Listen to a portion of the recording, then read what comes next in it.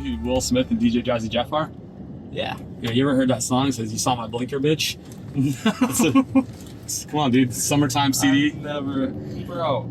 You never seen it? You remember how old I am? Yeah, it's a good segue, man. I mean, if you think about this, I'm in my 40s. You're in your 30s, and so, I mean, what do you think about this younger generation, man? These 18 to 23-year-olds. I know they say some stuff. I have no idea what they're talking about sometimes. I know that. I gotta like Google it.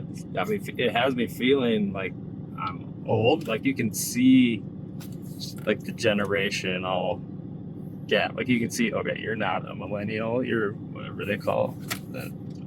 Gen Z. Yeah, Gen Z. Thanks. I think, like, you know, it's funny, man. I sit there and think about that generation, and we've got some on our team now, and like, I don't understand half the stuff they talk about. Like, I don't understand the words. I don't know what they mean. Actually, I don't know what the words are. I don't either. And it's like, I try. Well, you got kids. I talk to my 13-year-old. And I feel like he understands, but then I realize that he doesn't understand what they're talking about. They don't understand what he talks about, and I don't understand shit about any of it. Mm-hmm. But like at the end of the day, like that generation, dude, I think they're kind of going to be the next great generation, man. These guys they're hustlers, man. They work hard. I think there's a lot of passion in what they do. Yeah. Because I don't know, like the millennial, I don't know, whatever these generations are, sometimes people, they're not trying to like do different shit than everyone that's in their generation. Yeah. So you can kind of see like this cohesiveness of like the thought process almost, which I kind of bug that. I like to go against the green typically. I don't know if you know that about me. It's I don't know, man. It's been crazy. I had there was a video that we put out. I guess it was a couple months ago, and we had those silly hats that we got for Pest World last year, and I didn't Those think hats are badass, bro.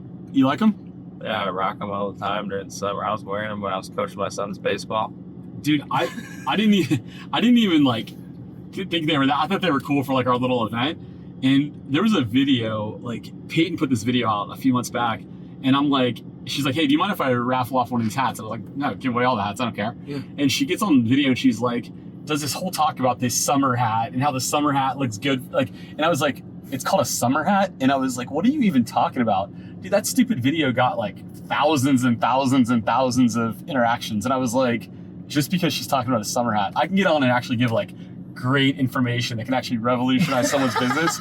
And that fucking summer hat like gets more following, dude. Well, it's attention. Yeah, I don't get it. Because that captures somebody's attention, like the wanting to grow a business. Like there's a lot of people where they're like, I'm not that, so they don't have that. Even people that do grow up in business, probably there's something in their own mind that they just don't want to take part of it, probably because they challenge themselves at that point. Yeah.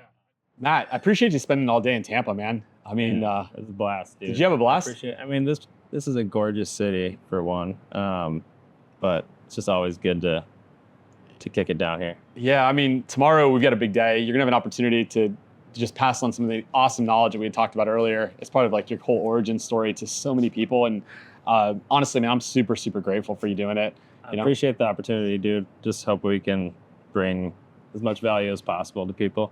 Yeah, so I mean, we're sitting here, like we're in downtown. I mean, to me, it's like a really humbling experience. And I'm sitting here with you. I've seen your business grow like incredibly. I've seen you develop as a CEO incredibly. And you know, I mean, I'm sitting here looking at the college that I got to go to. It's just nuts, man. It's like almost like inspiring. And as we went through today, like what was something that you like were thinking about that, like, I don't know, that we could talk through, or like we're standing out here? I mean, a lot of stuff, honestly. But like really something that I focus a lot on is just like goals versus purpose, and kind of like how they're in the same vein, but they're not the same thing, you know? So how do you think about that? Gosh, you know, it's something I've never really thought about. But I guess if I had to think about kind of the idea of goals versus purpose in terms of, let's just say like my personal career or like personal development, one of the first things that comes to mind is, earlier today when we were walking through Tampa, and I was kind of saying, hey man, all these buildings and all these things, like back when I built my pest business, we sold all these different, buildings. And like, as I look around, it was like kind of an interesting thing to have you here talking about it. And if I started taking a step back and I thought about that specifically, at the time when we went and built the business, is my goal was how much money could I make?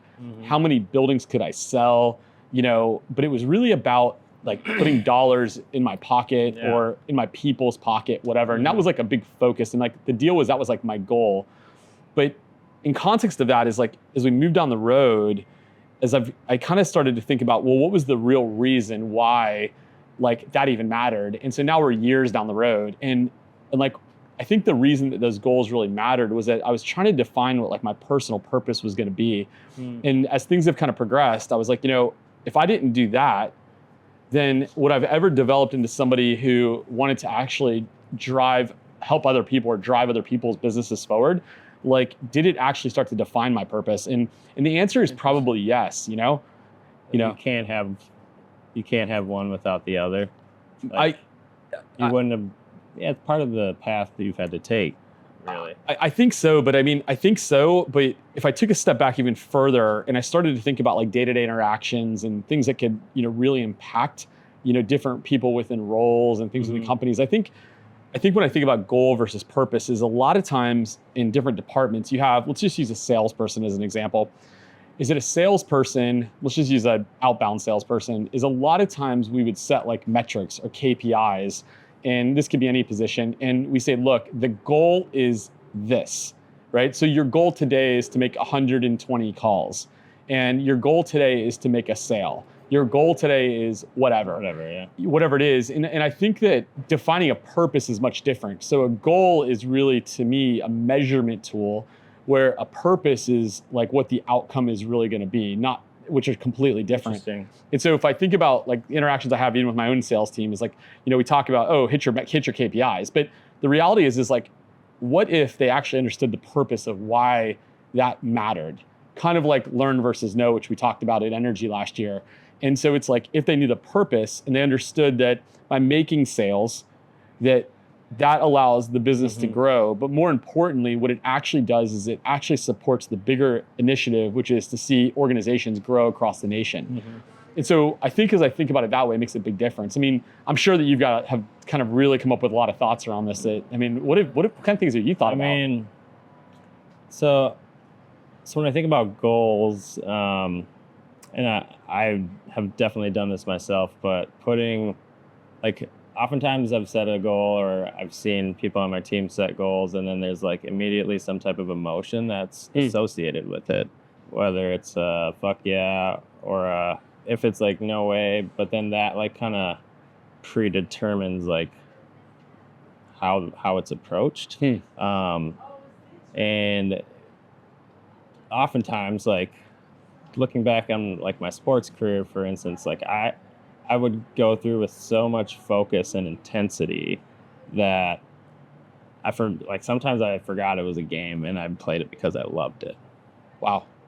You know what I mean? And looking back, like to go through that and have like really good numbers that other people would want, but then not have a quality experience through that process, you're like stealing things from yourself. Yeah, so I mean, if you think about what you just described, like introspectively, like, I mean, it sounds like what you're saying is like through this process is you're chasing like hitting a number, but then you forgot about like what you enjoyed the most about it, right? Is that what you're saying? Yeah, like why, like you're chasing the number because you have a certain level of excellence, right? That like I just wanted to compete and be better than everybody. So, but constantly chasing that, like eventually you just start competing against yourself, or you're playing down to other people's level. So like, as I like look back at like what's happened to me, every time I've hit a goal, like I have immediately created another one that's further, like almost, it's messed up. Like sometimes like I'll have like a negative reaction, like I'll make a sale and it's like solid sale, like 10 grand, right? But then I thought, like, I start thinking, well, I could have done this a little better, could have done that a little better. So then I'm kind of just like meh about it, which celebrating success is important. But it's all process, right? And purpose and process, I think, are kind of in line. So enjoying that process allows it to be more authentic to yourself, I guess. Yeah, I would agree with you. And, it's interesting as I hear you talk, like the first thing that comes to mind, and this is probably, it actually challenged my own mind while you're saying it. And the thing I thought about was that you have goals and you have purpose, right? But what we haven't thought about is the time horizon for both. And so the question I think about, which I think was my big inspiration to starting Pest Daily and all this stuff, is that I understood what my purpose was, but I didn't know until after I'd actually started the business, right? And I think the big aha moment I had is that I realized that purpose is actually, from a time horizon, is not in the future. Purpose is actually in the now. And I think too often people chase what they think is their purpose as a goal, and they put their purpose out into the future, right? And so I think, like, if I really, as you were talking, it made me really think about it. I'm like, man, so is a goal today? Are we trying to hit it today, or is a goal in the future? And then are we chasing a purpose, but we're confusing it with a goal? And I would argue that for my business today and why we've been successful is that we took purpose and we moved it forward and made it in the now versus in the future. And I think a lot of people don't do that. And I'm not saying I'm right, but I think for us, that's what made us kind of win. How did you do that? I had the moment, right? Which you've heard me talk about the moment. And I had the moment, and other people heard me say it, when I was standing there and I looked over at someone who I followed, Pete Rose, right? Growing up as a kid. And I looked over there and, I was chasing all these goals, right? So I had already made money. That was fine. Mm-hmm. And I was building Pest Daily. That was like my hobby. I was doing coaching, kind of a hobby. And I owned some tech companies and did some other stuff. And my goals were make money. But then it clicked, and that moment clicked. And you've heard me talk about it though, as I'm looking at Pete Rose, who as a kid, I wanted his autograph. I went to the Reds games. They were based here, and he had no one there. And I'm standing at Pest World thinking I have zero influence and I'm just doing what I enjoy. And I've got so many people that are asking me questions about how to build a business. And that moment clicked. And you know the story. I went to my hotel room, called my wife, told her we're selling off everything that we have that's not pest control related. And Summer literally said to me, she goes, Seth, she's like, it's the best decision. I don't know why you didn't do it before. It's the only thing you actually care about. And then it clicked. And so I realized at that very second, what my purpose wasn't to go make as much money as I could. Like money, we've always been good at making money. What my purpose is to say, hey, how do I look across all these different operators and give them the experience that I had that day when I sold my business? And honestly, way bigger than that now. And that moment clicked. And so then I realized that very moment that every decision I made had to come down to the purpose, which was expanding these businesses, right? And taking someone who is a CEO or learning to be a CEO and ensuring that they can have like the life of their dreams as long as they're willing to put the work into it. And that was the moment. And so mine happened, but I think that I could have forced it if I understood it better earlier, But I think you found, I think you guys have done the same though, man. I think like as long as I've known you, like I've watched your purpose shift from going, hey, how fast can I grow? How fast can I grow? To taking care of your people and doing all these amazing things. And what happened? Your business grew exponentially faster. Yeah. We had a conversation the other day where you said you had a huge aha moment and you realized that your people are doing the work today. At a certain point, when you're building your company, you have to be the one not building it. Otherwise, you're getting in the way. So you have to have the ability to let other people put the work in and be the builders and help them work on their own skill sets and their ability to do what the company needs now. Sure. Which evolves every single day if you're growing. Right? I agree with you. And then do you think that one of the keys to success, and maybe you've identified it or maybe not, but do you think that the purpose of Abra Kadabra has been instilled into your people now, so they stop just chasing goals and they start to understand the bigger picture? I mean, I've heard you say something very similar to that to me before. How does that feel? What a good question. Feels like I thought what we were doing really mattered, and it did, and it does, because we do a lot for the community and like all of our customers and everything like that. But when you see people evolving and they're like almost like Pokemon, where they like evolve and kind of level up because they do it, like now that really matters. Now you're building people and their capabilities so they can go out and they can do that somewhere in the world. Maybe it's at Abra, maybe it's somewhere else, but as they're growing and evolving now, the opportunity expands so much. And that's just exciting for me. Like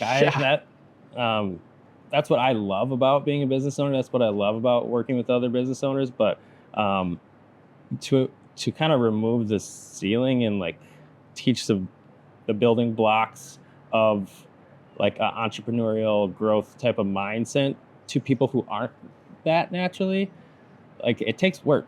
And I've had to like process it and take it out of the direct social and like, these are my employees, my brothers, whatever, and take it more to like, what are we trying to accomplish? Like purpose, really.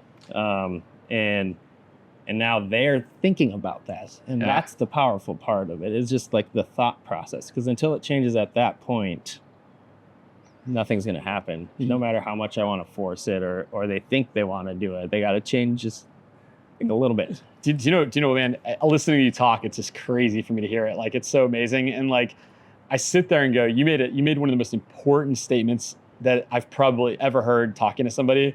And you made the statement of it takes work. Like, this is not get rich quick. This is not take over the world. This is not add 10,000 accounts in a season. This is like taking people's lives and instilling a value system or business purpose into these people and allowing them to run with it. It's amazing, man. It's amazing. I mean, it elevates them and it's powerful for them and their families and the people in their lives, right? Because they're part of my world and my life, being part of our team, right? But they have that's not the part that really matters. Like all the other stuff is what matters to people. So if we're like, how do we matter more to how do we bring value so that it does matter? And that purpose is something that can go from here at the workspace and it spills over into those other areas in their life. And then you're like really touching lives. I could tell you, man, it's interesting. And I think that you already know the answer to that question. And I would tell you that how do you make it matter is that I think as a CEO, you have to be truly authentic to what you believe and realize that it's not what you say. It's not some management protocol. It's not some framework, that it's actually in your heart, you actually care. In your heart, it actually matters, right? Like, I think that's what matters. And when people see that, as a CEO, you don't deserve that day one when they come to work for you, right? You deserve that at the end of year one or at the end of year two, after you've done your part and shown it to them. And you got to keep showing it too. Every day, man. Every day, right? So to the everyday point, like you got to keep showing up, like consistency behind it, because anyone can want to do it for 1 day or 2 days or a month, but you gotta do shit, and you consistently do shit. It's a lot, man. Bro, it's hot down here in Florida. Is it too hot for you down here? Well, let's do this, man. You got me all fired up, so. So let's do this, man. Why don't we, like, it's hot down here, man. We're sitting here in front of the University of Tampa, chilling on the Riverwalk. Let's go climb one of those. You want to go climb one of them? We probably can, man. But I think we should do this, man. Why don't we get the hell out of the seat and let's go drink a Red Stripe or something? You want to do it? Let's run it. Cool. Good to see you, man. Thanks a lot, man. Bro. Thank you.